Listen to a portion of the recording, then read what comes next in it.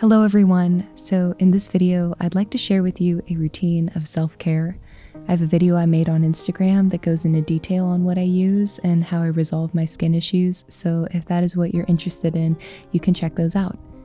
Today I'll give you a general idea of what I do in the evenings and mornings, as well as making my own year's supply of hand soap that I keep by my sink. While I love making my own skin products, much of it is only used on my hands and feet, since they're not very sensitive. I also make my own oils for massage, but when it comes to my face and neck and the majority of my body, I have incredibly sensitive skin and really need to follow the regimen prescribed by a dermatologist.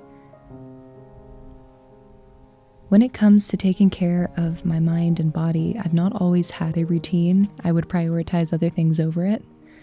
I tend to be far more anxious in the past and self-conscious of the blemishes that I had on my face and back for many years throughout my teens and adulthood. I recently realized that between ages 14 and 18, you can't really find that many photos of me because I avoided it. And in retrospect, I wish I had photos at that time in my life. It makes me a little sad.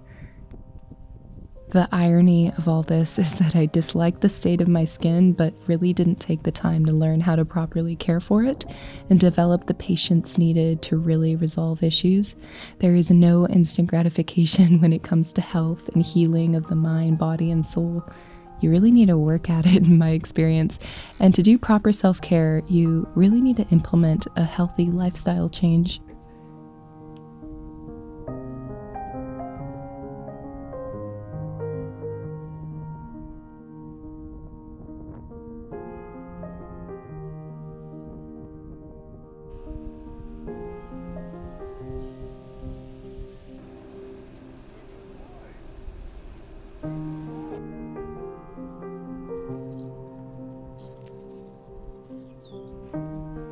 For me, the first change that made the biggest difference on both my skin and well-being was drastically lowering the amount of sugar in my diet.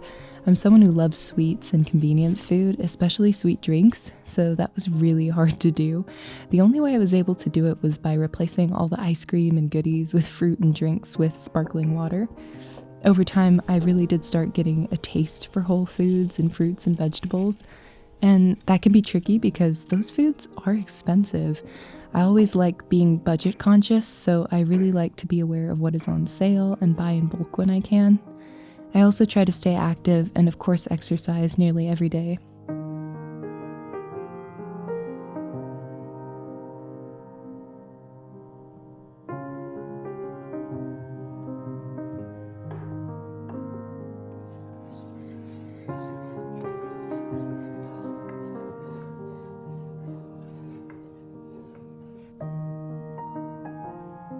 The other thing I realized was vital to my health was finding healthy outlets for stress and managing it overall.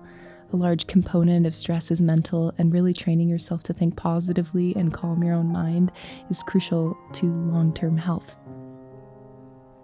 Lastly, I've found possibly the most powerful part of self-care is to be truly comfortable in your own skin and accepting yourself as you are. And I will share with you some rather unusual ways I became confident with my appearance. I think that the majority of what we are self-conscious about is instigated by external experiences, feedback, and social media.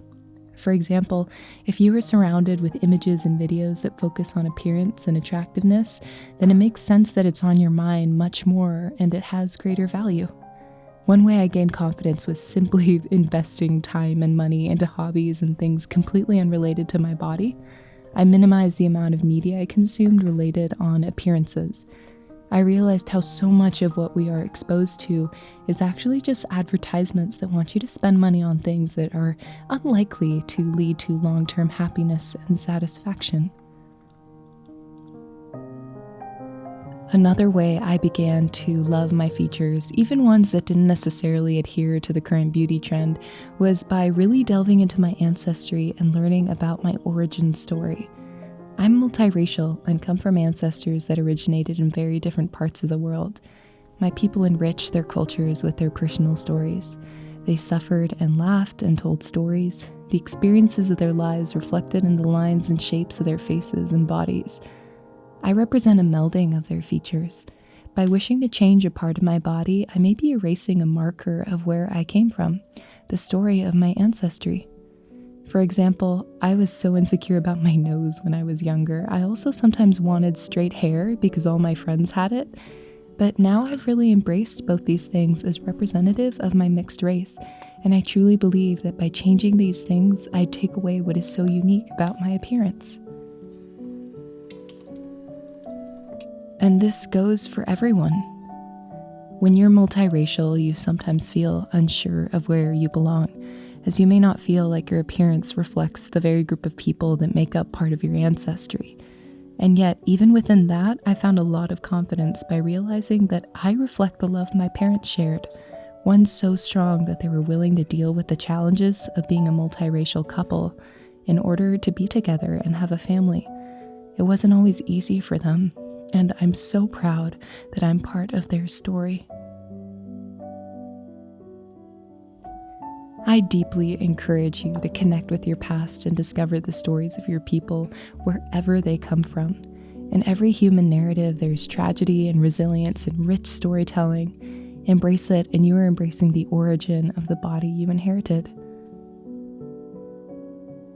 By learning new things and skill sets, I was constantly reminding myself that my appearance is the least interesting thing about who I am. And that doesn't mean not caring about how you look, just putting a healthy amount of value in it. Over time, as I grew older, how I looked became a nice complement to my identity, but not a focus anymore. I rarely feel insecure about my appearance anymore because I know I'm content with myself and being alone with my thoughts. And the body that holds me is one that has gotten me through so much in my life, and now I find the most attractive body to be simply a healthy one.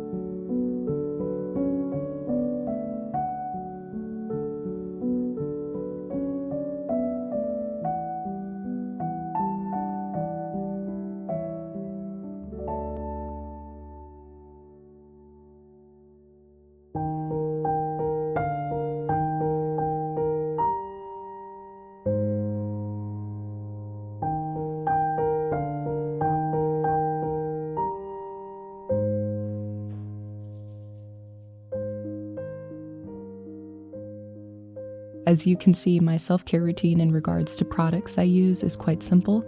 I don't really want to spend potential book buying money on skin and hair care, so I really keep it minimal while prioritizing health. I do not care about anti-aging. I honestly think it's a little silly because I have always found older people to be so beautiful and interesting. I look forward to getting older and embracing a beauty that shows that I've lived a full life and spent time outdoors. I just really care about my health. For example, I use sunscreen every day, and a hat and sunglasses, and even wear a light coat if I'm going to be outdoors for a long time. That's the most important part of my skincare routine.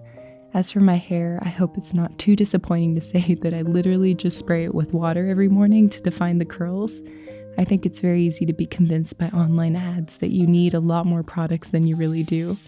There's so much out there to buy, and while it's wonderful to indulge yourself, and I definitely like to feel pampered occasionally, on a daily basis, I really just value my sunscreen and moisturizer and water. If I'm looking for that pampered feeling without wanting to spend a lot on products and be wasteful, I usually take a cool washcloth and lay it over my eyes while listening to some very relaxing music. I really like the sound of singing bowls, giving myself a scalp massage with my fingers. Sometimes I take a good old drugstore moisturizer and spend some meditative minutes giving myself a leg or arm massage. I'll light some candles, get some tea, and listen to an audiobook. I truly think a calm atmosphere is all you need to really train your mind to quiet down.